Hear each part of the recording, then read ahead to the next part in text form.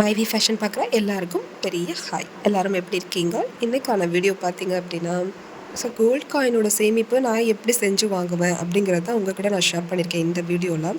So gold coin அப்படின்னு நம்ம போனோம்னா சில டிப்ஸ் எல்லாம் நம்ம தெரிஞ்சுக்கணும். ட்ரிக்ஸ் எல்லாம் தெரிஞ்சுக்கிட்டால் மட்டும்தான் நமக்கு வந்து அது பின்னாடி லாபமாக இருக்கும். ஸோ கோல்டு காயினை வாங்குகிறோம், அதுக்கப்புறம் போய் ஜுவல்லரியை வாங்குகிறோம் அப்படிங்கிறது லாபமாக, இல்லை எப்படி இதை வந்து நம்ம வந்து சேல் பண்ணணும், எந்த டைமில் சேல் பண்ணணும் அப்படிங்கிறதெல்லாம் உங்கள்கிட்ட நான் ஷேர் பண்ணியிருக்கேன்.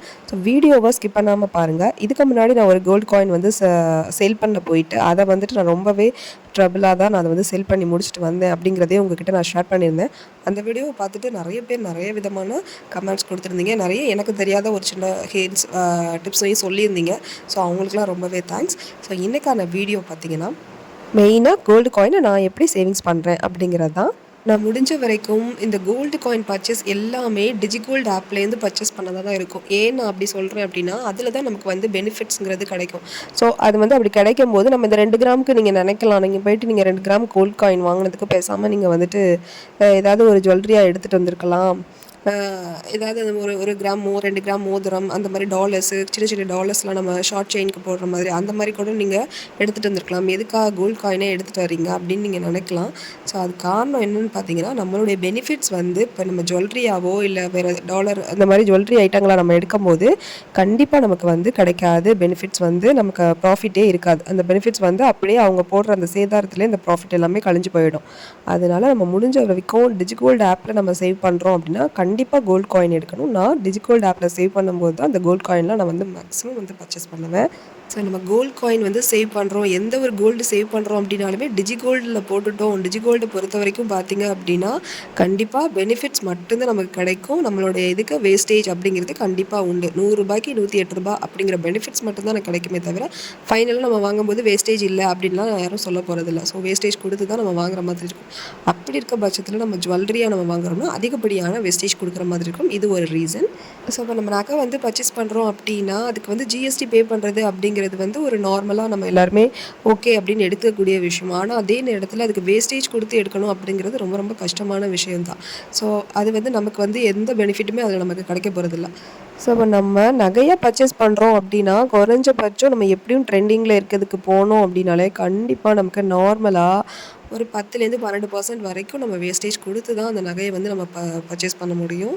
ஸோ இப்போ நம்ம நகை சீட்டு போட்டிருக்கோம் அப்படின்னா கண்டிப்பாக அதில் போய்ட்டு ஜுவல்லரி தான் வந்து நம்ம எடுக்கிறத பார்க்கணும். அதுதான் நமக்கு வந்து பெஸ்ட்டு பெனிஃபிட்டாக இருக்கும். அதை விட்டுட்டு அதில் போய் நம்ம காயின் எடுக்கிறது பண்ணக்கூடாது. இப்போ டிஜிகோல்டு போட்டிருக்கோம்னா கண்டிப்பாக நம்ம வந்து காயின்ஸ் தான் வந்து ப்ரிஃபர் பண்ணணும். அதில் போய்ட்டு நம்ம வந்து ஜுவல்லரி எடுக்க ட்ரை பண்ணக்கூடாது. ஏன்னா அந்த பெனிஃபிட்ஸ் எல்லாமே அடிபட்டு போயிடும். அந்த வேஸ்டேஜ் கால்குலேட் பண்ணி கரெக்டாக கம்ப்ளீட் பண்ணி முடிச்சிருவாங்க. ஸோ என்னை பொறுத்த வரைக்கும் பார்த்தீங்கன்னா என்னுடைய எக்ஸ்பீரியன்ஸில் நான் வந்து சின்ன சின்னதாக மோதிரம், குழந்தைங்களுக்கு மோதிரம், சின்ன ப்ரேஸ்லெட்டு இந்த மாதிரிலாம் நிறையா எதாக இருந்தாலுமே வாங்குறது என்னவாகும் அப்படின்னா எல்லாத்துலேயுமே வேஸ்டேஜ் கொடுத்து எடுத்திருக்கோம். ஸோ அந்த மாதிரியான விஷயங்களை தவிர்த்துட்டு வாங்குகிற நகைகளை கொஞ்சம் பெரிய நகைகளாக வாங்கிட்டீங்க அப்படின்னா கண்டிப்பாக வந்து உங்களுக்கு கோல்டு வந்து நகையாக சேமிக்கிறதுல கொஞ்சம் ஓகேவாக இருக்கும். அடுத்தது பார்த்தீங்க அப்படின்னா இந்த சின்ன சின்னமாக நம்ம எடுக்க போகிறோம் அப்படிங்கிறதுக்கு நீங்கள் காயினாகவே நீங்கள் வந்து சேமிச்சுக்கலாம். ஸோ அதுதான் பெட்டராக இருக்கும். நாளை பின்ன பார்த்தீங்க அப்படின்னா என்னுடைய சில வீடியோவில் பார்த்துருப்பீங்க. ஸோ 8,060 ரூபாய்க்கு வாங்கின காயினை கொண்டு போய் நான் 15,775 ரூபா இருக்கும்போது நான் வந்து போய் சேல் பண்ண போகிறேன். ஸோ அது விற்க முடியல, பண்ண முடியலன்னு ஒரு ட்ரபிள் இருந்தாலும் ஒரு பக்கம் 1 கிராமுக்கான ரேட்டே நான் வந்து எடுத்துகிட்டு வந்துட்டேன். அதுக்கப்புறம் ஒரு காசு வந்து வாங்கிட்டு வர மாதிரி இருந்துச்சு, தாலி காசு வந்துட்டு வாங்கிட்டு வர மாதிரி இருந்துச்சு. ஏன்னா அந்த நேரத்தில் வந்து அவங்க செல் பண்ண மாட்டோம் அப்படிங்கிற மாதிரி சொல்லிட்டாங்க. ஸோ அதையுமே நான் உங்ககிட்ட ஷேர் பண்ணியிருக்கேன். ஆல்ரெடி முன்னாடி வீடியோ பார்த்தவங்களுக்கு தெரியும்.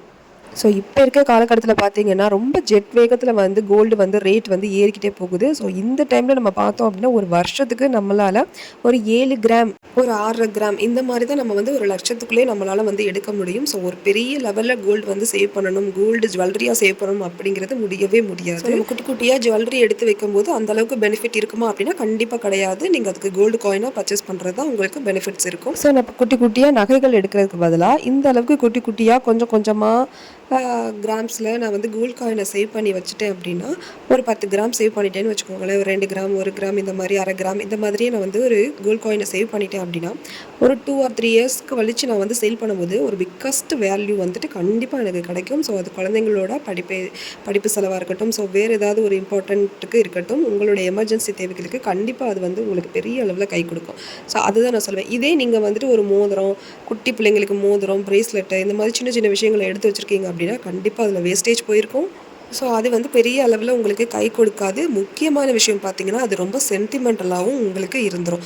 ஸோ இந்த மோதிரம் வந்து பொறக்கும்போது போட்டது, இப்படி இது பண்ணும்போது போட்டது, இந்த ஃபங்ஷனுக்கு போட்டது அப்படிங்கிற மாதிரி ஒரு நகையோட மேலே இருக்க சென்டிமெண்ட் ஒரு கோல்டு காயின் மேலே யாருக்கும் எப்பவும் இருக்காது. ஸோ அதனால தான் முக்கியமாக நீங்கள் கோல்டு காயினாகவே சேவ் பண்ணுங்கள் அப்படிங்கிறத நான் சொல்லியிருக்கேன்.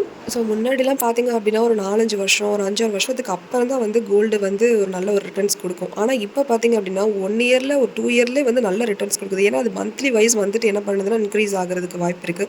ஸோ நேற்று எடுத்துகிட்டு வந்த தங்கம் மறுநாள் பார்த்தீங்கன்னா ஒரு ஒரு 1000 ருபீஸ் கிட்ட பக்கம் வந்து நமக்கு வந்து கூட வந்து அதிகமாக வேல்யூ கிடைக்கிறதுக்கான அளவு இன்றைக்கி மாறுது. ஏன்னா டே பை டே வந்து உங்களுக்கு கோல்டு வந்து என்ன ஆகுதுன்னா அதிகமாகவும் ஆகுது, கம்மியாகவும் ஆகுது. ஸோ ஒரு ரொம்ப ஒரு ஸ்டாண்டர்டான இதுக்கு வரல.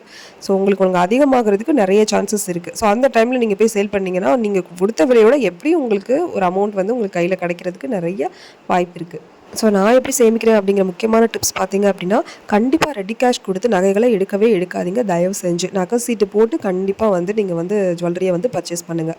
ஸோ ரெடி கேஷ் கொடுத்து எடுக்கும்போது கண்டிப்பாக லட்சத்துக்கு நீங்கள் 16,000 15,000 தண்டம் கட்டிட்டு தான் அந்த நகையை வந்து எடுத்துகிட்டு வருவீங்க. அதுக்கு நகை சீட்டு அப்படிங்கும்போது உங்களுக்கு 11 மாதம் சீட்டு ப்ளஸ் உங்களுக்கு 1 மாதம் பெனிஃபிட்ஸ் அவங்களே ஆட் பண்ணுவாங்க. சில கடைகளில் இருக்குது. ஸோ இதை வந்து எப்படியெல்லாம் சேமிக்கலாம் அப்படிங்கிறது ரொம்ப முக்கியமான விஷயம் பார்த்தீங்க அப்படின்னா, பர்த்டே எடுத்துக்கோங்க. உங்கள் வீட்டில் யார் பர்த்டே இருந்தாலும் சரி, என்ன ஸ்பெஷல் அக்கேஷன் இருந்தாலும் கோல்டு காயினை வந்து ப்ரெசென்ட் பண்ணுறதாவே நீங்கள் வந்து அந்த ஃபங்க்ஷனை வந்து ஸ்டார்ட் பண்ணுங்கள். கிஃப்ட் பண்ணுறீங்க அப்படின்னாலே அது முடிஞ்ச அளவுக்கு கோல்டு காயினை வந்து நீங்கள் வந்து ப்ரெசென்ட் பண்ணுங்கள். அடுத்தது பார்த்தீங்க அப்படின்னா, அக்ஷய திருதியை வருதுன்னா கண்டிப்பாக அதில் கோல்டு காயின் ஒரு எவ்வளோ 50 மில்லிகிராம்ஸ்லேருந்து இருக்குது. உங்களால் எவ்வளோ முடியுமோ அவ்வளோ மில்லிகிராம்ஸில் நீங்கள் வந்து வாங்கி வைங்க. இது ரொம்ப ரொம்ப ஒரு சூப்பரான டிப்ஸில் 2வது டிப்ஸ் பார்த்துக்கோங்க. அடுத்து பார்த்தீங்கன்னா, டிஜிகோல்டு நீங்கள் சேவ் பண்ணுறது கண்டிப்பாக கோல்டு காயினாகவே நீங்கள் பர்ச்சேஸ் பண்ணுங்கள். ஸோ நம்ம பிள்ளைங்களை கூட நம்மளால் வந்து என்ன பண்ண முடியும்னா கோல்டு காயின் வந்து சேவ் பண்ண வைக்க முடியும். எப்படின்னு கேட்டிங்க அப்படின்னா, டெய்லி அவங்க ஸ்கூல் போகும்போது 10 ரூபாயோ 20 ரூபாயோ எவ்வளோ முடியுமோ அவங்களுக்கான உண்டியல் சேவிங்ஸ் பண்ணிவிட்டு அதை நீங்கள் கரெக்டாக ஒரு மந்த்லி ஆனதுக்கப்புறம் இல்லை ஒரு 3 மந்த்ஸ் ஆனதுக்கப்புறம் அந்த சேலஞ்ச் மாதிரி வச்சு நீங்கள் அந்த உண்டியல்லேருந்து வர அமௌண்ட்டை கோல்டு காயின் எடுத்து அவங்களுக்கு கோல்டு காயின் வந்து எப்படி வந்து சேவ் பண்ணணும் அப்படிங்கிற ஒரு விஷயத்த சொல்லி கொடுக்கலாம். ஸோ இது மாதிரி பண்ணிக்கலாம். இல்லை அப்படின்னா நீங்கள் வந்துட்டு 10 ரூபா 20 ரூபா 50 ரூபா சேலஞ்ச் மாதிரி நீங்கள் வந்து அந்த விஷயத்தை பண்ணி அதுலேருந்து நீங்கள் வந்து கோல்டு காயின் சேவ் பண்ணலாம். ஸோ இந்த மாதிரிலாம் நம்மளாக ஒரு ஸ்டெப் எடுக்கிறது மூலமாக மட்டும்தான் கோல்டு காயினை வந்து ஈஸியாக சேவ் பண்ண முடியும். ஸோ கோல்டு காயின்லேயே பார்த்தீங்க அப்படின்னா உங்களுக்கு 24 வாங்கலாமா இல்லை 22 வாங்கலாமா அப்படிங்கிற மாதிரி டவுட்ஸ் இருக்குது அப்படின்னா, நான் வந்து 22 தான் வந்து பர்ச்சேஸ் பண்ணிக்கிட்டு இருக்கேன். 24 உங்களால் முடிஞ்சிச்சுன்னா வாங்கி வைங்க. அதுக்கும் இதுக்கான டிஃப்ரென்ஸ் என்னென்னு பார்த்தீங்கன்னா ரேட் டிஃப்ரென்ஸ் தான் வரும். ஸோ அதோட 2000 கூட இருக்கும். ஸோ அது மாதிரி நீங்கள் வாங்கவும் முடியும். தங்கமயிலெல்லாம் பார்த்தீங்கன்னா 24மே வந்து கொடுக்குறாங்க. அந்த எக்ஸஸாக இருக்கிறதுக்கு மில்லிகிராம்ஸில் இருந்தே 24 கொடுக்குறாங்க. ஸோ நான் அதுவுமே வாங்கியிருக்கேன். பழைய வீடியோலெல்லாம் பார்த்தீங்கன்னா நான் ஷேர் பண்ணியிருப்பேன். ஸோ நீங்கள் மந்த்லி மில்லிகிராம் டார்கெட்லாம் வச்சு பண்ணுறீங்க அப்படின்னா, ஸோ அந்த காசை எடுத்து டிஜிகோல்டில் போடுங்க. எல்லாமே ஒன்று தானே. ஸோ உங்களுக்கு வந்து பெனிஃபிட்ஸோடு கிடைக்க போகுது. நீங்கள் மந்த்லி மில்லிகிராமுக்கு நீங்கள் சேர்த்து வச்சு நீங்கள் வாங்குறதுக்கு டிஜிகோல்டில் போட்டிங்கன்னா உங்களுக்கு பெனிஃபிட்ஸ் வந்து ஆட் ஆகிக்கிட்டே வரும்ல. ஸோ உங்களுக்கு வந்து ஒரு 5% இருக்குது 8% இருக்குது. உங்களுக்கு எந்த ஷாப் பிடிச்சிருக்கோ எது நியர்பை இருக்கோ அந்த மாதிரி நீங்கள் பார்த்து போட்டிங்க அப்படின்னா கண்டிப்பாக அந்த மாதிரியும் சேவ் பண்ண முடியும். ஸோ அது ஒரு பெஸ்ட் ஐடியா. ஸோ நான் ஜுவல்லரியே வாங்கக்கூடாது அப்படிங்கிற மாதிரி எந்த சஜஷனும் கொடுக்கல. ஜுவல்லரி வாங்குங்க. ஜுவல்லரி வாங்க முடியாத பட்சத்தில் கோல்டு காயினை வாங்குங்க. ஸோ நான் சேவிங்ஸ்க்காக பண்ணுறேன், இன்வெஸ்ட்மெண்ட்காக பண்ணுறேன், பின்னாடி ஃப்யூச்சரில் பிள்ளைங்களுக்கு ஏதோ பண்ணுறதுக்காக நான் வாங்குறேன் அப்படின்னா கண்டிப்பாக கோல்டு காயினை வாங்குங்க. டிஜிகோல்டில் வாங்குங்க, பெனிஃபிட்ஸோடு வாங்குங்கன்னு சொல்கிறேன். அடுத்தது பார்த்தீங்க அப்படின்னா, நகைச்சீட்டு போட்டு அதில் போய் கோல்டு காயின் வாங்காதீங்க. சொல்கிறது உங்களுக்கு புரியும்னு நினைக்கிறேன். நகைச்சீட்டு வாங்கும்போது நகை எடுக்கிறது தான் பெஸ்ட்டு. ஏன்னா அதில் வந்து சேதாரம் அப்படியே வந்து 0% ஆகுது அப்படிங்கும்போது நம்ம நகை எடுக்கிறது தான் பெஸ்ட்டு. அடுத்ததாக பார்த்தீங்கன்னா, ரொம்ப முக்கியமான விஷயம் பார்த்தீங்கன்னா, நகை வந்து நம்ம அடகு வச்சிடலாம் ஈஸியாக. ஸோ கோல்டு காயினை நம்ம அடகு வைக்க முடியுமா அப்படின்னு கேட்டால் கண்டிப்பாக வைக்க முடியுமா அப்படிங்கிற டவுட்ஸ் எனக்குமே ரொம்ப நாள் இருந்துகிட்டு இருந்துச்சு. இப்போ வைக்க முடியும். சில பேங்கில் மட்டும்தான், என்னோடய சரௌண்டிங்கில் சில பேங்கில் மட்டும் கட்டுப்பாடுகள் இருக்குது. ஸோ உங்களுக்கு அந்த மாதிரி கட்டுப்பாடுகள் இல்லாத பேங்க் நியர்பை இருக்குது அப்படின்னா நீங்கள் கண்டிப்பாக வந்துட்டு அடகும் வச்சுக்கலாம். ஏன்னா இப்போ ஆர்பிஐ ரூல்ஸ் படி பார்த்தோம் அப்படின்னா இப்போ சில்வரே அடகு வைக்கலாம் அப்படிங்கிறது கொண்டு வந்துட்டாங்க. அப்போ கண்டிப்பாக இன்னும் கொஞ்ச நாள் அந்த கட்டுப்பாடுகள்லாம் தளர்த்தப்படும் அப்படிங்கிறது நான் நினைக்கிறேன். ஸோ அதனால் நீங்கள் கோல்டு காயினையும் கண்டிப்பாக வந்து நீங்கள் அடகு வைக்க முடியும். ஸோ இவ்வளோ லிமிட்டேஷன் அப்படிங்கிறத கொடுத்துருவாங்க. ஸோ அப்படிங்கும்போது நீங்கள் ஈஸியாக அடகும் வச்சுக்க முடியும்.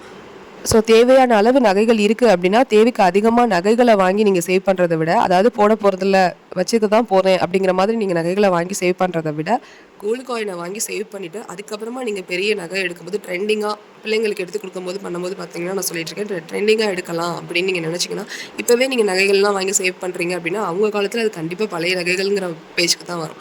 ஸோ அதனால் நீங்கள் அப்போ ட்ரெண்டிங்காக வந்து நீங்கள் எடுத்து கொடுக்குறதுக்கு உங்களுக்கு நிறைய வந்து வாய்ப்பு இருக்குது. ஸோ இந்த வீடியோ கண்டிப்பாக உங்கள் எல்லாருக்குமே யூஸ்ஃபுல்லாக இருந்திருக்கும். யூஸ்ஃபுல்லாக இருக்குது அப்படின்னா கண்டிப்பாக சப்ஸ்கிரைப் பண்ணுங்கள். ஸோ உங்களுக்கு என்னென்ன டீட்டெயில்ஸ் தெரியுமோ வழக்கம் போல் ஷேர் பண்ணுங்கள். அதை பற்றி நானும் தெரிஞ்சுக்கிறேன். பாய், டேக் கேர். தொடர்ந்து நம்ம சேனலை சப்ஸ்கிரைப் பண்ணி வச்சுக்கோங்க. நோட்டிஃபிகேஷனை ஆன் பண்ணி வச்சுக்கோங்க. பாய்.